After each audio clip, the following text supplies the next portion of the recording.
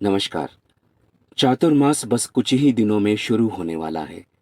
शास्त्रों में चातुर्मास का विशेष महत्व है। आखिर ये चातुर्मास क्या है और उसका महत्व क्या है, आइए जानते हैं स्वयं श्रीमन नारायण के मुख से। बहुत समय पहले की बात है।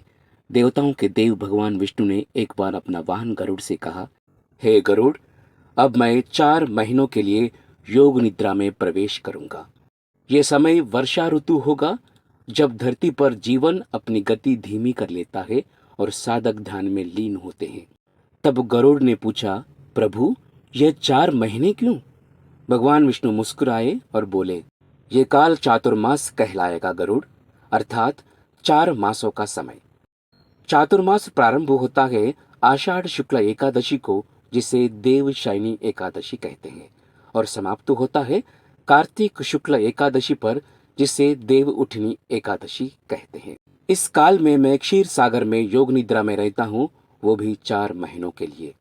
तब गरुड़ ने पूछा, प्रभु, 4 महीनों तक आप निद्रा में रहेंगे, इस संसार का क्या होगा? भगवान मुस्कुराए, गरुड़, ये समय है जब प्रकृति स्वयं विश्राम करती है, वर्षा आती है, नदी बहती है, लेकिन भीतर का संसार जगने लगता है। यही समय है जब साधक तप करता है, भक्त मुझे पाने को आत्मनियंत्रण करता है।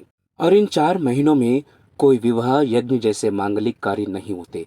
साधु संत यात्रा नहीं करते, वो एक ही स्थान पर ठहरकर ज्ञान का विस्तार करते हैं, अर्थात धरती पर सभी शुभ कार्यों पर अस्थायी विराम रहता है। तब गरुड़ ने आश्चर्य से पूछा, ये नाथ, तो क्या इन 4 महीनों में कोई पूजा पाठ नहीं होगा? तब भगवान बोले, नहीं गरुड़, यही तो विशेष समय होगा साधकों के लिए, जब वे अपनी इंद्रियों पर नियंत्रण रखकर तप, ध्यान, व्रत और भक्ति से मेरे और भी समीप आ सकते हैं।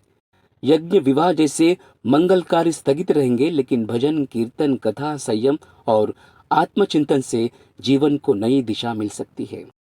यह चातुर्मास में हर महीना विशेष होता है। श्रावण, शिवजी की भक्ति का महीना। भाद्रपद, श्री कृष्ण जन्म और गणेश उत्सव। अश्विन, नवरात्रि और विजयदशमी। कार्तिक, तुलसी विवाह, देव उठनी एकादशी और दिवाली। तो मित्रों, चातुर्मास केवल कोई धार्मिक नियम नहीं, ये एक अवसर है भीतर की और यात्रा का, जहां हम भगवान से जुड़ते हैं, स्वयं को सुधारते हैं और वर्षा की हर बूंद में ईश्वर की उपस्थिति अनुभव करते हैं। तो जब भी अगली बार बारिश की पहली बूंद गिरे और आषाढ़ की एकादशी आए, तो याद रखना, भगवान विष्णु योग निद्रा में है, लेकिन तुम्हारा मन जागृत हो। इस वीडियो में इतना ही। फिर मिलेंगे अगले वीडियो में। धन्यवाद।